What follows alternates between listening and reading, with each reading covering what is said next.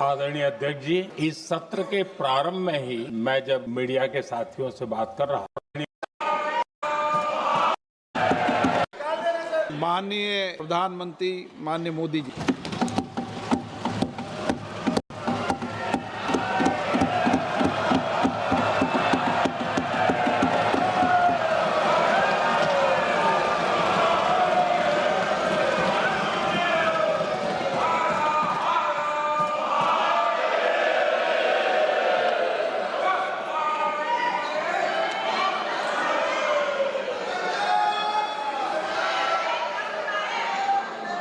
आदरणीय अध्यक्ष जी, इस सत्र के प्रारंभ में ही मैं जब मीडिया के साथियों से बात कर रहा तब मैंने सभी माननीय सांसदों को अपील करते हुए एक बात का उल्लेख किया था।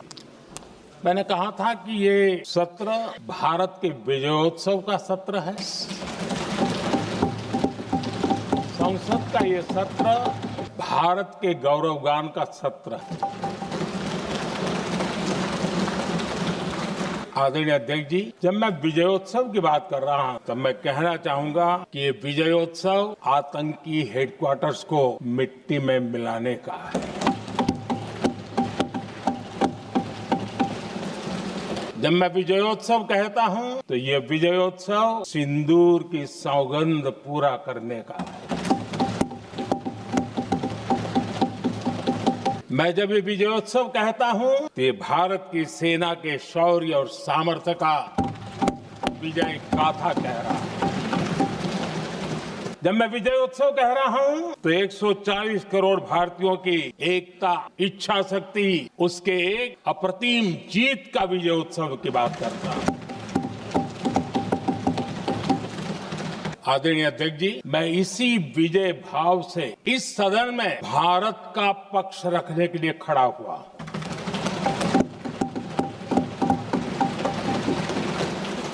और जिन्हें भारत का पक्ष नहीं दिखता है उन्हें मैं आईना दिखाने के लिए खड़ा हुआ। आदरणीय अध्यक्ष जी, मैं 140 करोड़ देशवासियों की भावनाओं में अपना स्वर मिलाने के लिए उपस्थित हूं। ये 140 करोड़ देशवासियों की भावना के जो गुंज है जिस सदन में सुनाई, मैं उसे अपना एक स्वर मिलाने खड़ा हूं। आदरणीय अध्यक्ष जी, ऑपरेशन सिंदूर के दरमियान जिस प्रकार से देश के लोगों ने मेरा साथ दिया, मुझे आशीर्वाद दिए, देश की जनता मुझ पर कर्ज है। मैं देशवासियों का आभार व्यक्त करता हूं। मैं देशवासियों का अभिनंदन करता। आदरणीय अध्यक्ष जी, 22 अप्रैल को पहलगाम में जिस प्रकार क्रूर घटना, जिस प्रकार आतंकवादियों ने निर्दोष लोगों को उनका धर्म पूछ करके गोलियां मारी, ये क्रूरता की पराकाष्ठा। भारत को हिंसा की आग में झोंकने का ये सुविचारित प्रयास, भारत में दंगे फैलाने की ये साजिश। मैं आज देशवासियों का धन्यवाद करता हूं कि देश ने एकता के साथ उस साजिश को नाकाम किया।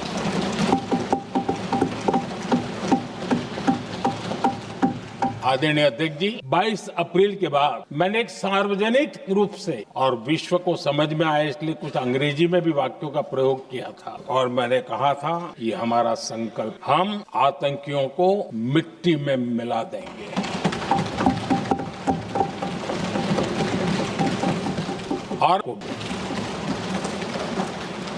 और कल्पना से भी बड़ी सजा मिलेगी।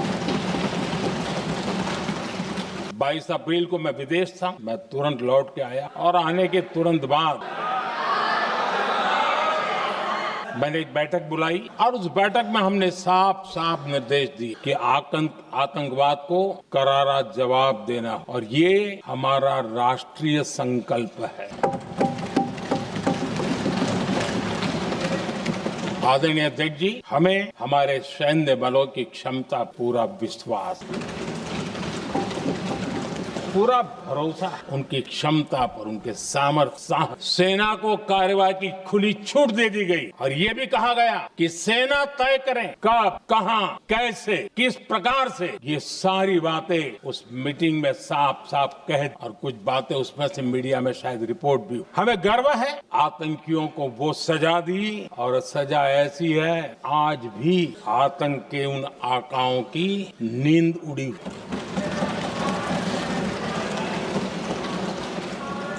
आदरणीय अध्यक्ष जी, मैं हमारी सेना की सफलता के उससे जुड़े भारत के उस पक्ष को सदन के माध्यम से देशवासियों के सामने रख। पहला पक्ष, पहलगाम हमले के बाद से ही पाकिस्तानी सेना को अंदाजा लग चुका था कि भारत कोई बड़ी कार्रवाई करे। उनके तरफ से न्यूक्लियर की धमकियों के भी बयान आना शुरू हो। भारत ने 6 मई रात और 7 मई सुबह जैसा तय किया था वैसी कार्रवाई की और पाकिस्तान कुछ नहीं कर पाया।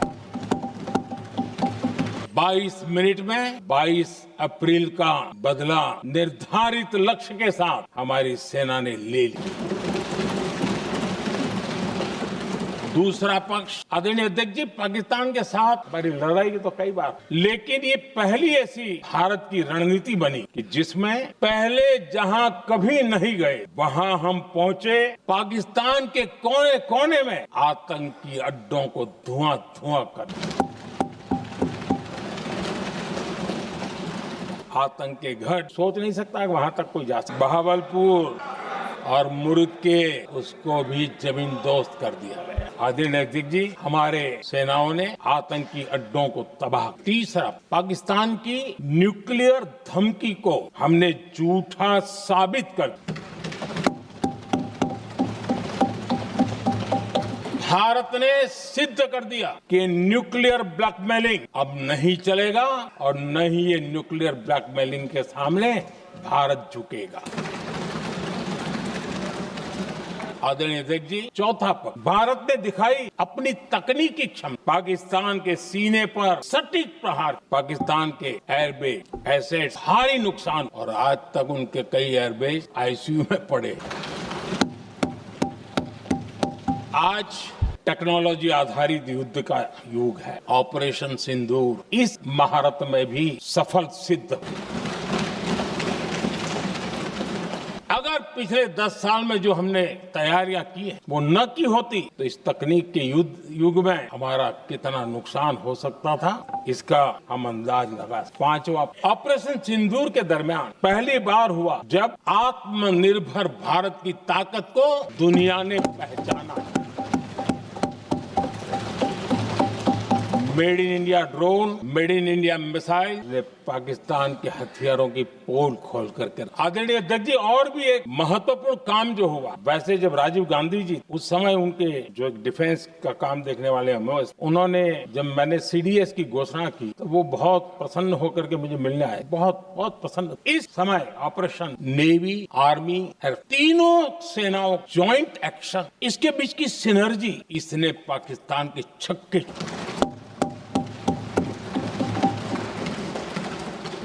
आदरणीय अध्यक्ष जी, आतंक ना पहले भी देश में हो, लेकिन पहले आतंकवादियों के मास्टरमाइंड निश्चिंत हो और वो आगे की तैयारी में लगे रहे, उनको पता था कुछ नहीं हो। लेकिन अब स्थिति बदल गई है। अब हमले के बाद मास्टरमाइंड को नींद नहीं आती। उनको पता है कि भारत आएगा और मार के जाएगा।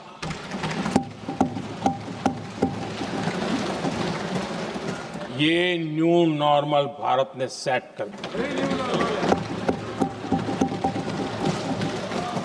आदरणीय अध्यक्ष जी, दुनिया ने देख लिया कि हमारी कार्यवाही का दायरा कितना, स्केल कितना बड़ा। सिंदूर से लेकर के सिंधु तक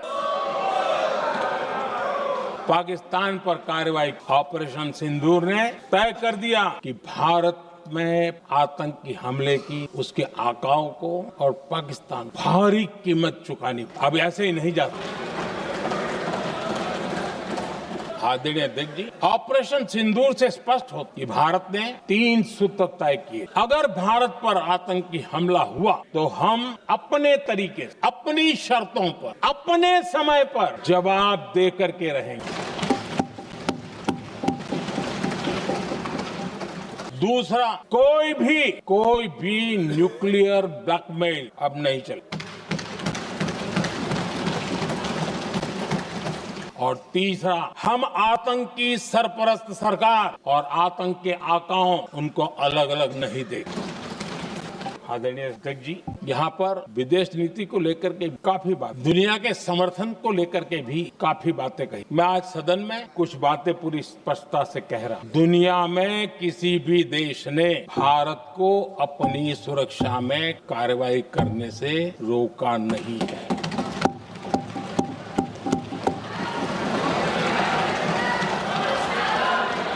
संयुक्त राष्ट्र 193 कंट्रीज,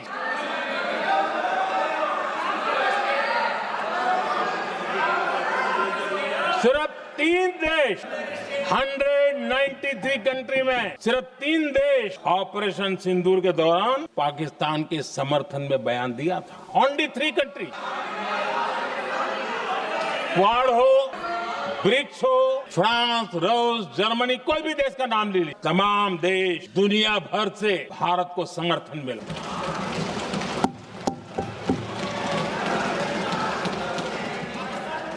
आदरणीय अध्यक्ष जी, दुनिया का समर्थन तो मिला, दुनिया के देशों का समर्थन मिला, माननीय, लेकिन ये दुर्भाग्य है कि मेरे देश के वीरों के पराक्रम को कांग्रेस का समर्थन।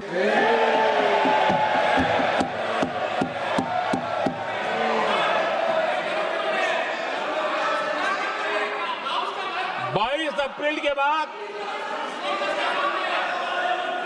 22 अप्रैल के आतंक के हमले के बाद 3-4 दिन में ही ये उछल रहे थे और कहना शुरू कर दिया, कहां गई 56 इंच की छाती, कहां खो गया मोदी, मोदी तो फेल हो गया। क्या मजा ले रहे थे। उनको लगता है वाह बाजी मार ली। उनको पहलगाम के निर्दोष लोगों की हत्या में भी वो अपनी राज तराशते थे।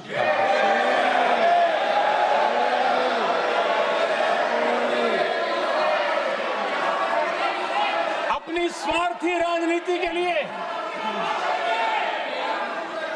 मुझ पर निशाना साध रहे थे, लेकिन उनकी ये बयानबाजी, इनका छिछोरापन देश के सुरक्षा बलों का मनोबल गिरा रहा था।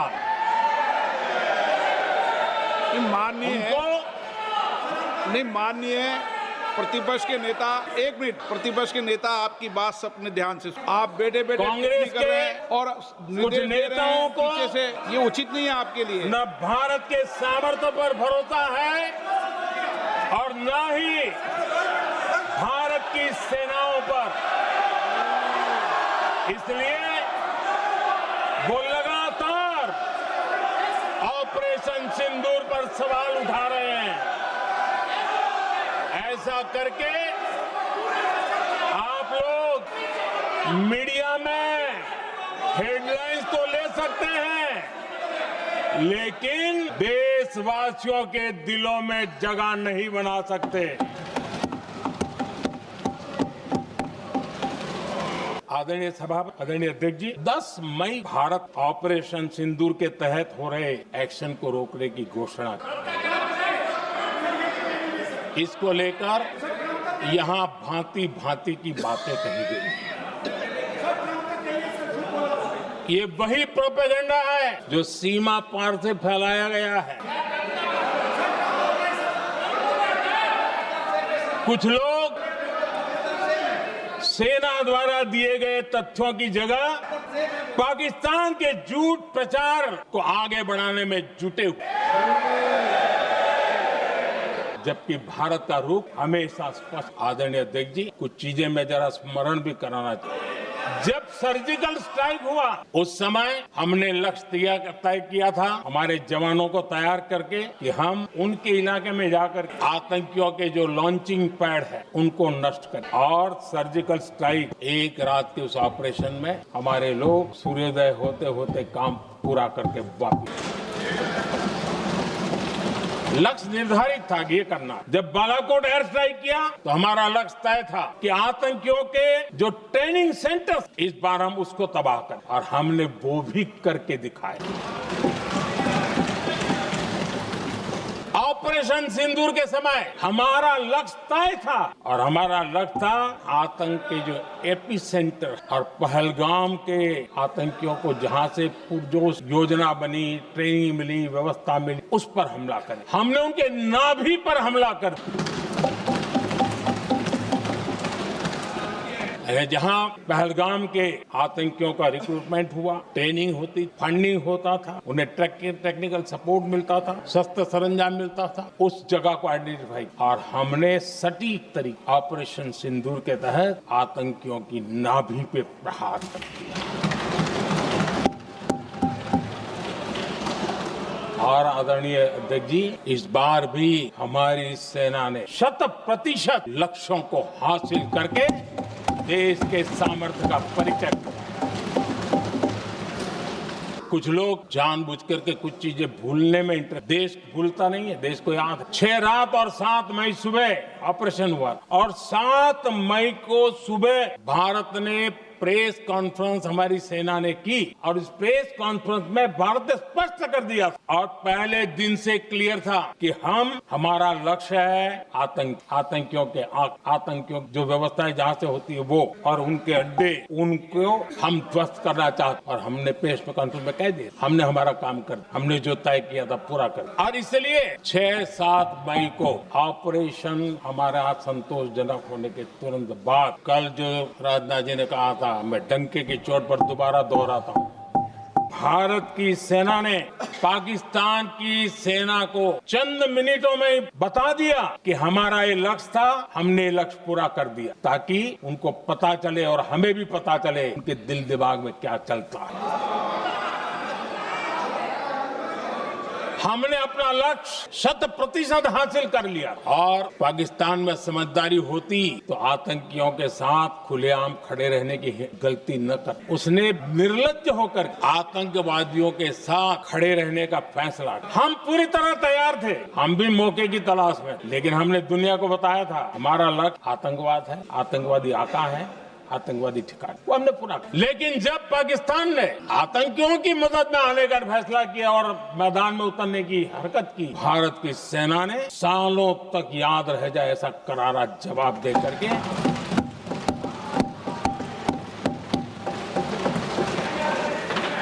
9 मई की मध्य रात और 10 मई की एक प्रकार से सुबह हमारी मिसाइलें, उन्होंने पाकिस्तान के हर कोने में प्रचंड प्रहार, जिसकी पाकिस्तान ने कभी कल्पना, और पाकिस्तान को घुटनों पर आने के लिए मजबूर कर दिया।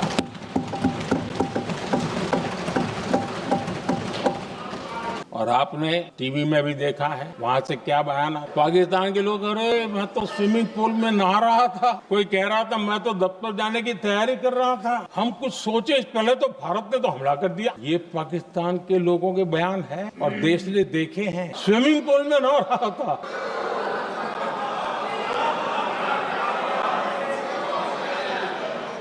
और जब इतना कड़ा प्रहार हुआ, पाकिस्तान ने कभी सोचा तक नहीं था, तब जाकर के पाकिस्तान ने फोन करके डीजीएमओ के सामने फोन करके गुहार लगाई, बस करो, बहुत मारा, अब ज्यादा मार झेलने की ताकत नहीं है, प्लीज हमला रोक दो। ये पाकिस्तान के डीजीएमओ का फोन था। और भारत ने तो पहले दिन ही कह दिया था, 7 तारीख सुबह की प्रेस देख लीजिए, कि हमने हमारा लक्ष्य पूरा कर दिया है, अगर आप कुछ करोगे तो महंगा। और आप धीरे ऐसे कैसे चलता है? प्लीज,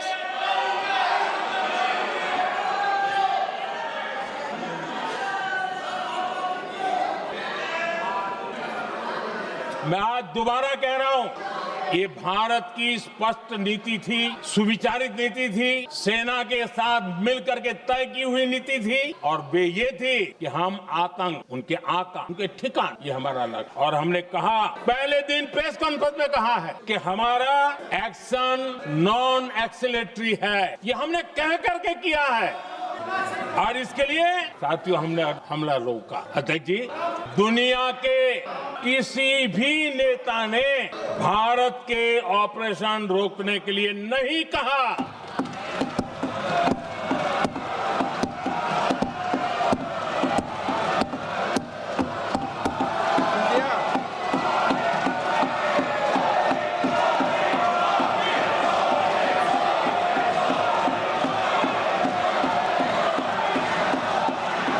उसी दौरान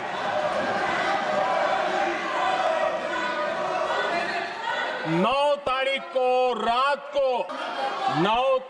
रात को अमेरिका के उपराष्ट्रपति जी ने मुझसे बात करने का प्रयास, वो घंटे भर कोशिश कर रहे थे, लेकिन मेरी सेना के साथ मीटिंग चल रही थी तो मैंने उनका फोन उठा नहीं पाया।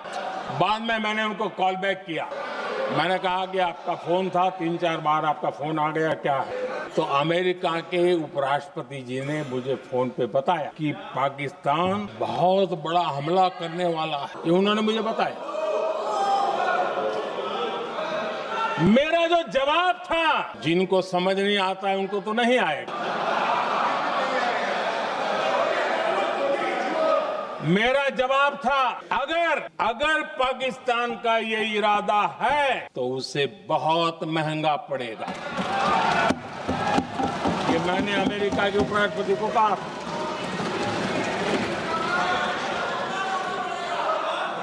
अगर पाकिस्तान हमला करेगा तो हम बड़ा हमला कर करके जवाब देंगे, ये मेरा जवाब था।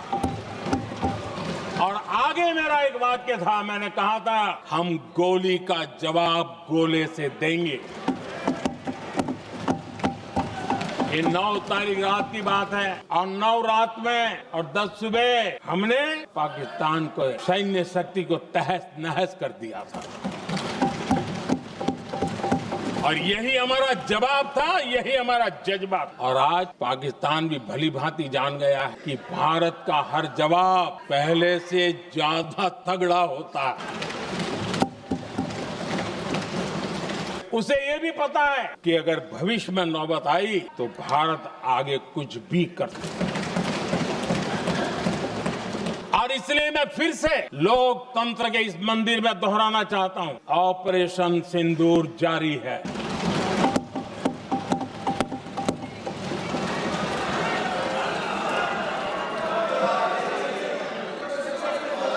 पाकिस्तान ने दुस्साहस की अगर कल्पना की, उसे करारा जवाब दिया जाएगा। आदरणीय अध्यक्ष जी, आज का भारत आत्मविश्वास से भरा हुआ, आज का भारत आत्मनिर्भरता के मंत्र को लेकर के पूरी शक्ति के साथ तेज गति से आगे बढ़, देश देख रहा है भारत आत्मनिर्भर बनता जा रहा है। लेकिन देश ये भी देख रहा है कि एक तरफ तो भारत आत्मनिर्भरता की ओर तेज गति से आगे बढ़ रहा है, लेकिन कांग्रेस मुद्दों के लिए पाकिस्तान पर निर्भर होती जा रही है।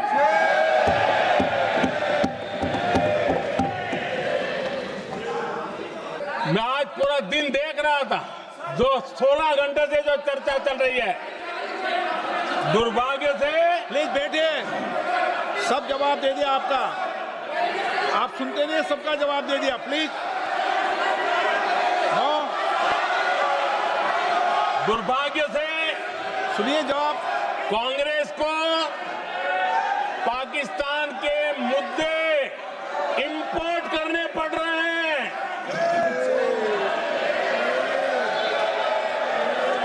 आदरणीय अध्यक्ष जी,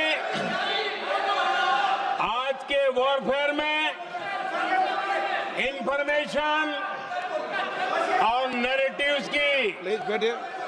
बहुत बड़ी भूमिका है। नैरेटिव नैरेटिव घड़ करके एआई का भी भरपूर उपयोग करके सेनाओं के मनोबल को कमजोर करने के खेल भी खेले जाते, जनता के अंदर अविश्वास पैदा करने के भी भरपूर प्रयास होते हैं। दुर्भाग्य से कांग्रेस और उसके सहयोगी पाकिस्तान के ऐसे ही प्रपंच के प्रवक्ता बन चुके हैं।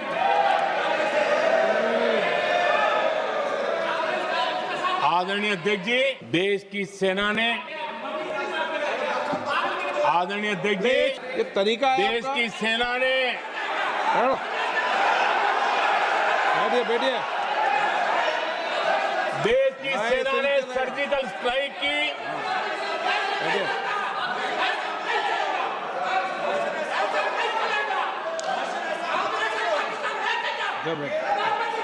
बैठिए बैठिए बैठिए।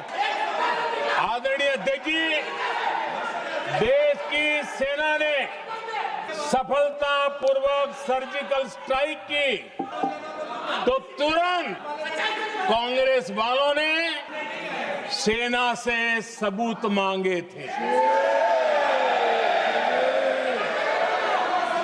लेकिन जब उन्होंने देश का मूड देखा, देश का मिजाज देखा, तो सुर उनके बदलने लगे और बदल करके क्या कहने लगे? कांग्रेस के लोगों ने कहा, ये सर्जिकल स्ट्राइक क्या बड़ी बात है, ये तो हमने भी की थी।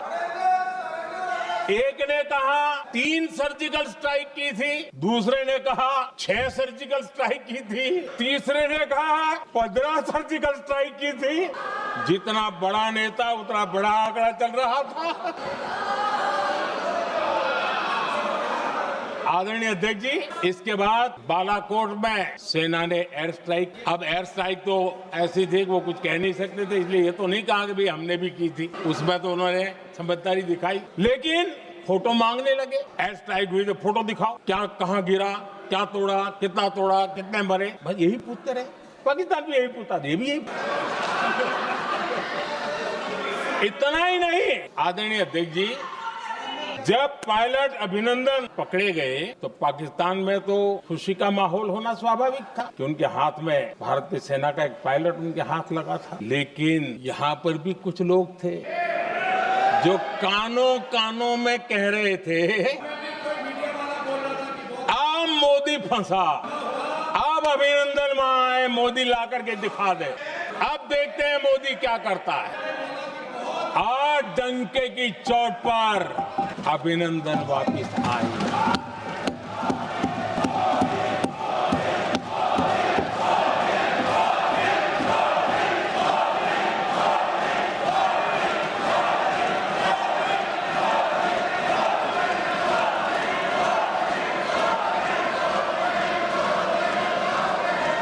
हम अभिनंदन को ले आए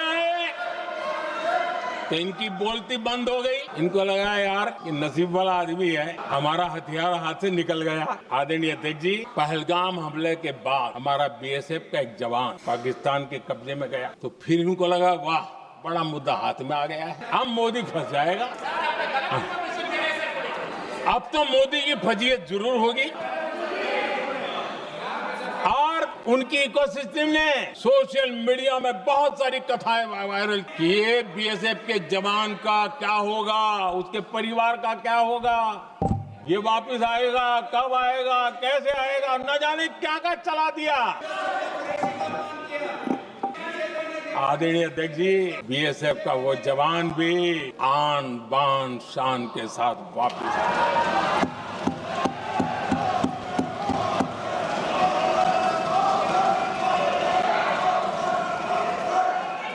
आतंकवादी रो रहे हैं, आतंकवादियों के आका रो रहे हैं, और उनको रोते देखकर यहां भी कुछ लोग रो रहे हैं। अब देखिए, सर्जिकल स्ट्राइक चल रही थी, उसके बाद उन्होंने एक खेल खेलने की कोशिश की, बात जमी नहीं। एयर स्ट्राइक हुई, दूसरा खेल खेलने की कोशिश की, वो भी जमी नहीं। जब ये ऑपरेशन सिंदूर हुआ तो उन्होंने नया पैंतरा शुरू किया। और क्या शुरू किया? रोक क्यों दिया? पहले तो मानने को तैयार नहीं थे कि मुक्त करते, अब कहते रोक क्यों दिया? वाह रे बयान बहादुरों।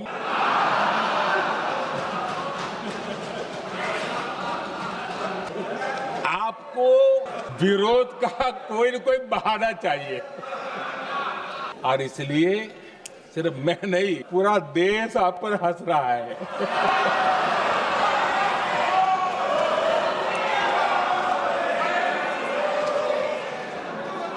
आदरणीय अध्यक्ष जी,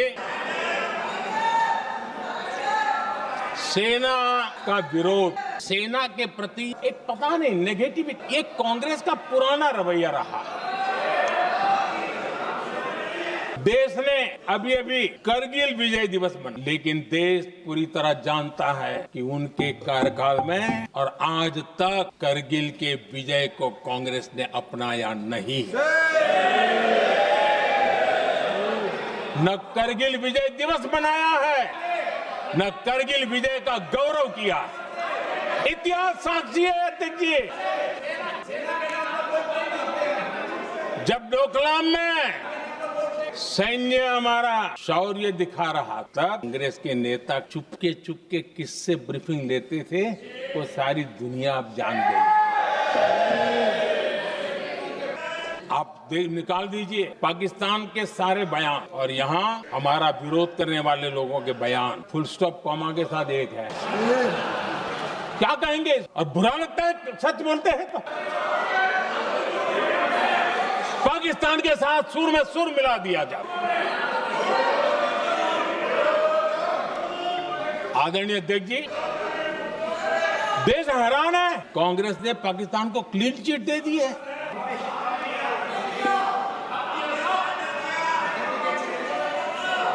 उनकी ये हिम्मत और इनकी आदत जाती, ये हिम्मत कि पहलगाम के आतंकी पाकिस्तानी थे, इसका सबूत दो। क्या कह रहे हो तुम लोग? तो कौन सा तरीका है?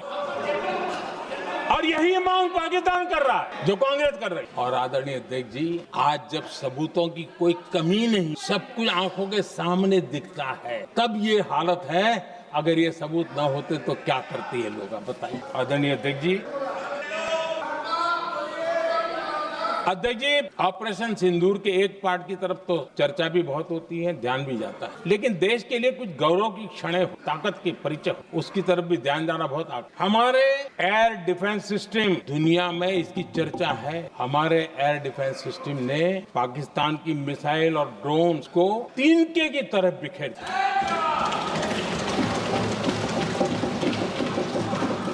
आदरणीय अध्यक्ष जी, मैं एक आंकड़ा आज बताना चाहता हूं, पूरा देश गर्व से भर जाएगा। कुछ लोगों का क्या होगा मैं नहीं जानता, पूरा देश गर्व से भर जाएगा। 9 मई को पाकिस्तान ने करीब 1000 मिसाइलों और आर्म्ड ड्रोन्स के भारत पर बहुत बड़ा हमला करने की कोशिश। 1000 ये मिसाइलें भारत के किसी भी हिस्से पर गिरती, वहां भयंकर तबाही मच, लेकिन 1000 मिसाइल्स और ड्रोन भारत ने आसमान में ही चूर चूर कर दिया।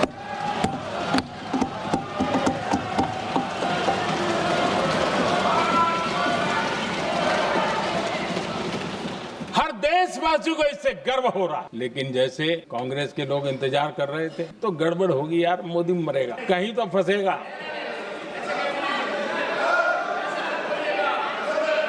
पाकिस्तान ने आदमपुर एयरबेस पर हमले का झूठ फैलाया, उस झूठ को बेचने की भरपूर कोशिश की, पूरी ताकत दी लगा दी। मैं अगले ही दिन आदमपुर और खुद जा करके उनके झूठ को मैंने बेनकाब, तब जाकर के उनको अकल ठिकाने लगी कि अब ये झूठ चलने वाला नहीं। आदरणीय अध्यक्ष जी, जो हमारे छोटे दलों के साथी हैं, जो राजनीति में नए हैं, उनको कभी शासन में रहने का अवसर नहीं मिला, उनसे कुछ बातें निकलती मैं समझ सकता, लेकिन कांग्रेस पार्टी ने इस देश में लंबे समय तक राज, उसको शासन की व्यवस्थाओं का पूरा पता है, उन चीजों से वो निकले हुए, उनके लिए शासन व्यवस्था क्या होती है इसकी समझ पूरी अनुभव है उनको। उसके बाद भी विदेश मंत्रालय तुरंत जवाब दे को स्वीकारना, विदेश मंत्री जवाब दे, इंटरव्यू दे, बार बार बोले, गृह मंत्री बोले, रक्षा मंत्री, किसी पर भरोसा नहीं। जिसने इतने सालों तक राज किया, उनको देश की व्यवस्थाओं पर अगर भरोसा नहीं, तब शक उठता है कि क्या हालत हो गई है इनकी। आदरणीय अध्यक्ष जी,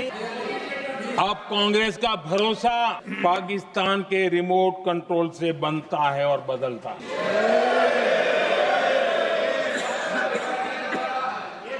आदरणीय अध्यक्ष जी, बिल्कुल कांग्रेस के नए सदस्य, यानी उनको तो क्षमा कर, नए सदस्य को क्या कहें, लेकिन कांग्रेस के आका जो उनको लिख करके देते हैं और उनसे बुलवाते हैं, खुद में हिम्मत नहीं है, उनसे बुलवाते हैं ऑपरेशन सिंदूर। ये तो तमाशा था। ये आतंकवादियों ने जिन 26 लोगों को मौत के घाट उतारा था ना, उस भयंकर क्रूर घटना पर ये तेजाब छिड़कने वाला पाप तमाशा कहते हो? आपकी असहमति हो सकती है और ये कांग्रेस के नेता बुलवाते हैं। आदरणीय अध्यक्ष जी, पहलगाम के हमलावरों को कल हमारे सुरक्षा बलों ने ऑपरेशन महादेव कर अपने अंजाम तक पहुंचाया।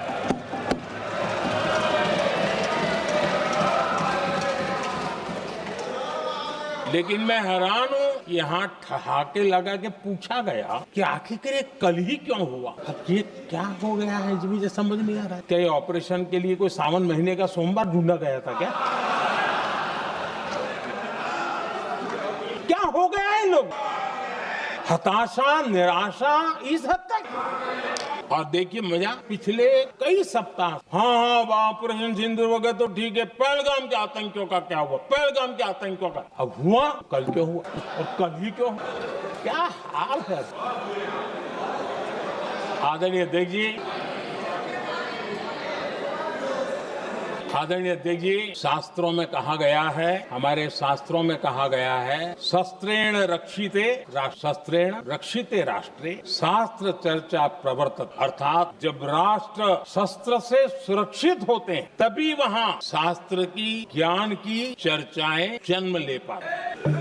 जब सीमा पर सेनाएं मजबूत होती हैं तभी लोकतंत्र प्रखर। आदरणीय अध्यक्ष जी, ऑपरेशन सिंदूर बीते दशक में भारत की सेना के सशक्तिकरण का एक साक्षात प्रमाण। ऐसे ही नहीं हुआ है। कांग्रेस के शासन के दौरान सेनाओं को आत्मनिर्भर बनाने के संबंध में सोचा तक नहीं जाता। आज भी आत्मनिर्भर शब्द की मजाक उड़ाई, वैसे वो महात्मा गांधी से आया हुआ है, लेकिन आज भी मजाक उड़ाई जाती। हर रक्षा सौदे में कांग्रेस अपने मौके खोजती है।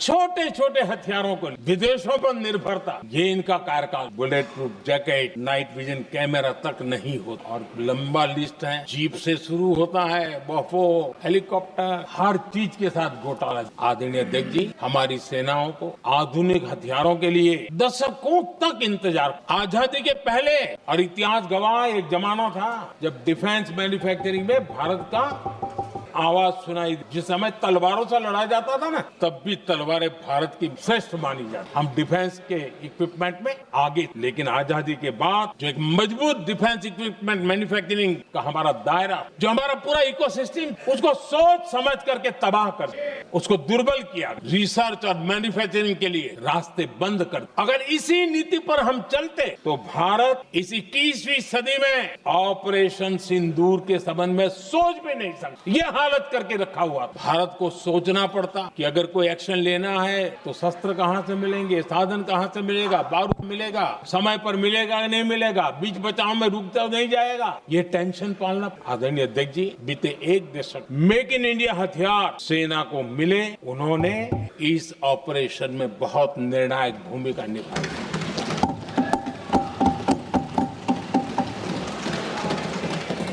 आदरणीय अध्यक्ष जी, एक दशक पहले भारत के लोगों ने संकल्प लिया, हमारा देश सशक्त, आत्मनिर्भर और आधुनिक राष्ट्र बने। रक्षा, सुरक्षा, हर क्षेत्र में बदलाव के लिए एक के बाद एक ठोस कदम उठाए। सीरीज ऑफ रिफॉर्म्स किए गए और देश में सेना में जो रिफॉर्म्स हुए हैं, जो आजादी के बाद पहली बार हुए।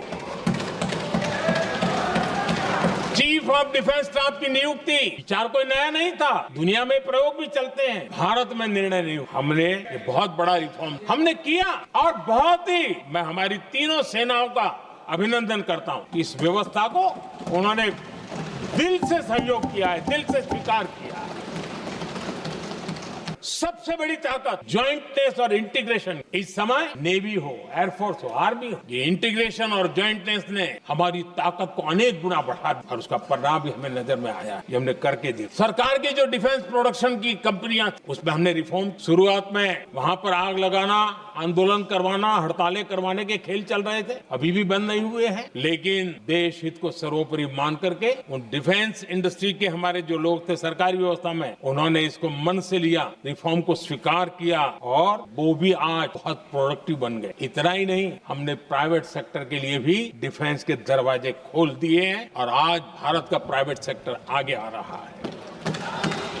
आज स्टार्टअप डिफेंस के क्षेत्र में हमारे 27-30 साल के नौजवान, टीयर 2, टीयर 3 सिटी के नौजवान, कई कुछ जगह तो बेटियां स्टार्टअप का नेतृत्व कर रही है। डिफेंस के सेक्टर में सैकड़ों की तादाद में आज स्टार्टअप काम कर रहे हैं। ड्रोन, एक प्रकार से मैं कह सकता हूं, ड्रोन की जितनी भी एक्टिविटी हमारे देश में हो, शायद एवरेज 30-35 की उम्र होगी जो लोग कर रहे हैं, सारे और सैकड़ों की तादाद में कर रहे हैं। और उसका ताकत, क्योंकि इनका भी योगदान था, जिन्होंने इस प्रकार के प्रोडक्शन, और वो हमें ऑपरेशन सिंदूर में बहुत काम आए। मैं उन सबके प्रयासों को बहुत साधुवाद करता हूं और मैं उनको विश्वास दिलाता हूं, आगे बढ़िए, अब देश रुकने वाला नहीं है। आदरणीय अध्यक्ष जी, डिफेंस सेक्टर में मेक इन इंडिया ये नारा नहीं था, हमने इसके लिए बजट पॉलिसी में जो परिवर्तन करना था, जो नए इनिशिएटिव ले रहे थे, वो नए इनिशिएटिव लिए। और सबसे बड़ी बात, क्लियर कट विजन के साथ हमने देश में make in India defence sector के अंदर तेज गति से हम आगे बढ़े।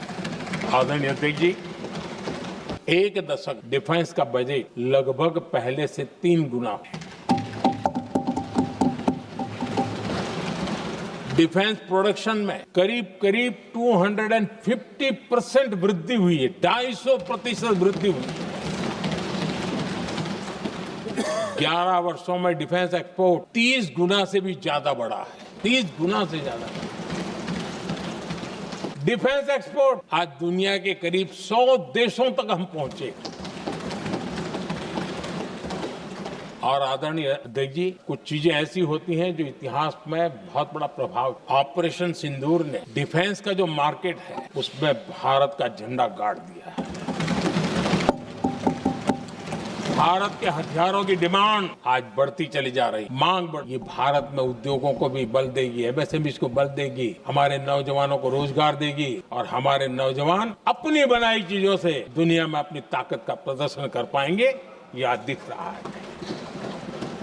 मैं देख रहा हूं डिफेंस के क्षेत्र में जो आत्मनिर्भर भारत की दिशा में हम जो कदम उठा रहे हैं, मैं हैरान हूं। कुछ लोगों को आज भी तकलीफ हो रही, जैसे उनका खजाना लूट गया। ये कौन सी मानसिकता? देश को ऐसे लोगों को पहचानना होगा। आदरणीय अध्यक्ष जी, मैं स्पष्ट करना चाहता हूं, डिफेंस में भारत का आत्मनिर्भर होना आज की शस्त्रों की स्पर्धा में के काल में विश्व शांति के लिए भी जरूरी है।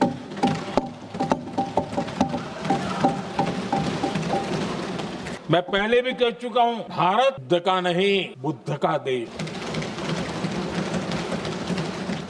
हम समृद्धि, शांति चाहते, लेकिन हम ये कभी न भूले कि समृद्धि का और शांति का रास्ता शक्ति से ही गुजरता है। आदरणीय अध्यक्ष जी, हमारा भारत छत्रपति शिवाजी महाराज, महाराजा रणजीत सिंह, राजेंद्र चोला, महाराणा प्रताप, लसित बोरफुकन और महाराजा सुहेलदेव का।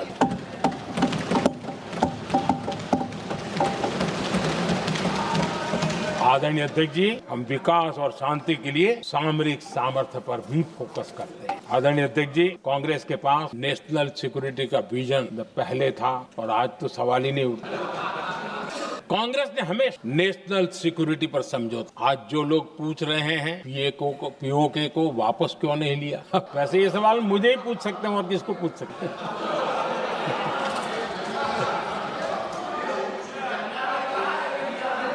लेकिन इसके पहले जवाब देना होगा पूछने वालों को। किसकी सरकार ने पीओके पर पाकिस्तान को कब्जा करने का अवसर दिया? जवाब साफ है, जवाब साफ है। जब भी मैं नेहरू जी की चर्चा करता हूं तो कांग्रेस और उसका पूरा इकोसिस्टम बिलबिला जाता, पता नहीं क्या है। आदरणीय अध्यक्ष जी, हम एक शेर सुना करते, मुझे ज्यादा इसका ज्ञान तो नहीं है लेकिन सुनते थे। लम्हों ने खता की और सदियों ने सजा। आजादी के बाद से ही जो फैसले लिए गए उनकी सजा आज तक देश भुगत रहा।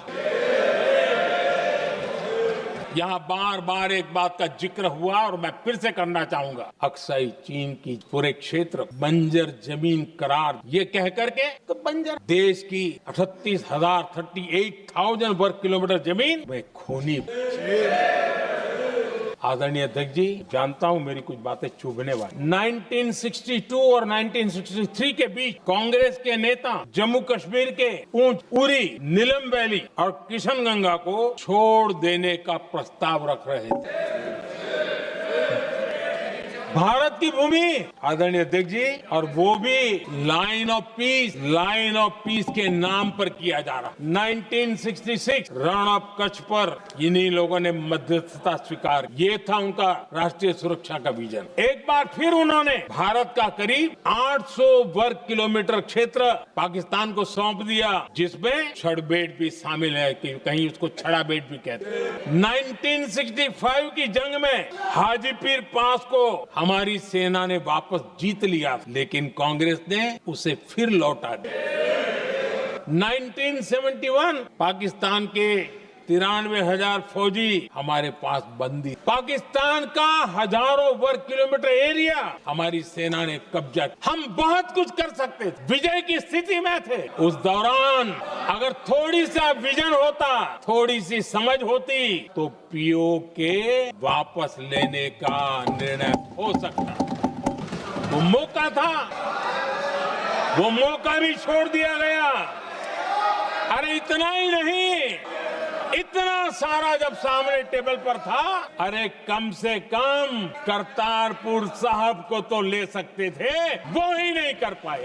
1974 श्रीलंका को कच्चथीवू द्वीप को गिफ्ट कर दिया गया। आज तक हमारे मछुआरे भाई बहनों को इससे परेशानी होती है, उनकी जान पर आफत आती है। क्या गुनाह था तमिलनाडु के मेरे फिशरमैन भाई बहनों का? आपने उनका हक छीन लिया और दूसरों को गिफ्ट कर दिया। कांग्रेस का दशकों से इरादा लेकर चल रही थी कि सियाचिन से सेना हटा दी जाए। आदरणीय अध्यक्ष जी, 2014 में देश ने इनको मौका नहीं दिया, वरना आज सियाचिन भी हमारे पास नहीं होती। आदरणीय अध्यक्ष जी, आजकल कांग्रेस के जो लोग हमें डिप्लोमेसी का पाठ पढ़ा रहे हैं, मैं उन्हें उनकी डिप्लोमेसी याद दिलाना चाहता, कि उनको भी कुछ याद रहे, पता चले। 26/11 जैसे भयंकर हमले के बाद बहुत बड़ा आतंकी हम, कांग्रेस का पाकिस्तान से प्रेम नहीं रुक। इतनी बड़ी घटना 26/11 की हुई थी। विदेशी दबाव में हमले के कुछ हफ्तों के भीतर ही कांग्रेस सरकार ने पाकिस्तान से बातचीत शुरू कर दी। आदरणीय अध्यक्ष जी, कांग्रेस सरकार ने 26/11 की इतनी बड़ी घटना के बाद भी एक भी डिप्लोमेट को भारत से बाहर निकालने की हिम्मत नहीं। छोड़ो इसे, एक वीजा तक कैंसिल नहीं किया, वीजा तक कैंसिल। देश पर पाकिस्तानी स्पॉन्सर बड़े बड़े हमले होते गए, लेकिन यूपीए सरकार ने पाकिस्तान को मोस्ट फेवर्ड नेशन का दर्जा देकर रखा था, वो कभी वापस नहीं लिया। एक तरफ देश मुंबई के हमले का ये न्याय मांग रहा, दूसरी तरफ कांग्रेस पाकिस्तान के साथ व्यापार करने में, पाकिस्तान वहां से खून की होली खेलने वाले आतंकियों को भेजती रहे, और कांग्रेस यहाँ अमन की आस के मुशायरे किया कर। मुशायरे होते थे, हमने आतंकवाद और अमन की आस का ये वन वे ट्रैफिक बंद कर दिया। हमने पाकिस्तान का MFN का दर्जा रद्द किया, वीजा बंद किया, हमने अटारी वाघा बॉर्डर को बंद कर दिया। आदरणीय अध्यक्ष जी, भारत के हितों को गिरवी रख देना ये कांग्रेस की पार्टी की पुरानी आदत। इसका सबसे बड़ा उदाहरण सिंधु जल समझौता। सिंधु जल समझौता किसने किया? नेहरू जी ने। और मामला किससे जुड़ा था? भारत से निकलने वाली नदियां, हमारे यहाँ से निकली हुई नदियां, उसका वो पानी था। और वो नदियां हजारों साल से भारत की सांस्कृतिक विरासत रही है, भारत की चैतन्य शक्ति रही है, भारत को सुजलाम सुफलाम बनाने में उन नदियों का बहुत बड़ा योगदान रहा। सिंधु नदी जो सदियों से भारत की पहचान हुआ, उसी से भारत जाना जाता, लेकिन नेहरू जी और कांग्रेस ने सिंधु और झेलम जैसी नदियों पर विवाद के लिए पंचायत किसको दी? वर्ल्ड बैंक को। वर्ल्ड बैंक फैसला करे क्या कर रहा है, नदी हमारी, पानी हमारा। सिंधु जल समझौता सीधा सीधा भारत की अस्मिता और भारत के स्वाभिमान के साथ किया गया बहुत बड़ा धोखा था। आदरणीय अध्यक्ष जी, आज के देश के युवा ये बात सुनते होंगे तो उनको भी आश्चर्य होगा कि ऐसे लोग थे हमारे देश का काम करते। नेहरू जी ने इस ट्रीटी करी और क्या किया? ये जो पानी था, जो नदियां थी, जो भारत से निकल रही, उन्होंने 80% पानी पाकिस्तान को देने के लिए वो राजी हो गए और इतना बड़ा हिंदुस्तान, उसको सिर्फ 20% पानी। कोई मुझे समझाए भाई ये कौन सी बुद्धिमानी, कौन सा देश हित था, कौन सी डिप्लोमेसी, क्या हालत करके बना के रखा था? इतनी बड़ी आबादी वाला हमारा देश, हमारे यहाँ से निकलती हुई ये नदियां सिर्फ 20% पानी और 80% पानी उन्होंने उसको दिया जो देश खुलेआम भारत को अपना दुश्मन करार कर देता रहता है, दुश्मन कहता रहा। और ये पानी पर किसका हक था? हमारे देश के किसानों का, हमारे देश के नागरिकों, हमारा पंजाब, हमारा जम्मू कश्मीर, देश के एक बहुत बड़े हिस्से को इन्होंने पानी के संकट में धकेल। एक और राज्यों के भीतर भी पानी को लेकर के आपस में संघर्ष पैदा हुई, प्रतिस्पर्धा पैदा हुई और उनका उस पर हक था, उस पर पाकिस्तान मौज करता रहा और ये दुनिया में अपनी डिप्लोमेसी की पाठ पढ़ा। आदरणीय अध्यक्ष जी, अगर ये ट्रीटी न हो तो पश्चिमी नदियों पर कई बड़ी परियोजनाएं बन, पंजाब, हरियाणा, राजस्थान और दिल्ली, वहाँ के किसानों को भरपूर पानी मिलता, पीने के पानी की कोई समस्या नहीं रहती। औद्योगिक प्रगति के लिए भारत बिजली बना पाता।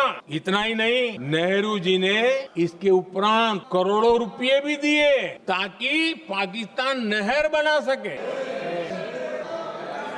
आदरणीय अध्यक्ष जी, इससे भी बड़ी बात, देश चौंक जाएगा। ये चीजें छिपाई गई है, दबा दी गई है। कहीं भी बांध बनता है तो उसमें एक मैकेनिज्म, उसकी सफाई, डीसिल्ट में जो मिट्टी भर जाती है, बाकी घास वगैरह आकर के भर जाता है तो उसकी कैपेसिटी कम होती है, तो उसकी सफाई के लिए यानी इनबिल्ट व्यवस्था होती है। नेहरू जी ने पाकिस्तान के कहने पर यह शर्त स्वीकार की है कि इन बांध में जो मिट्टी आएगी, सिल्टिंग नहीं कर सकते हैं। बांध हमारे यहाँ, पानी हमारा, लेकिन निर्णय पाकिस्तान का कि आप डिसिल्टिंग नहीं कर सकते। इतना ही नहीं, जब इस बार मैं डिटेल में गया तो एक बांध तो ऐसा है कि जहाँ ये डिसिल्टिंग के लिए जो गेट होता है ना, उसको वेल्डिंग कर दिया गया है ताकि गलती से भी खोल करके मिट्टी को निकाल न दे। पाकिस्तान ने नेहरू जी से लिखवा लिया था कि भारत बिना पाकिस्तान की मर्जी अपने बांधों में जमा होने वाली मिट्टी साफ नहीं करेगा, डिसिल्टिंग नहीं करेगा। ये समझौता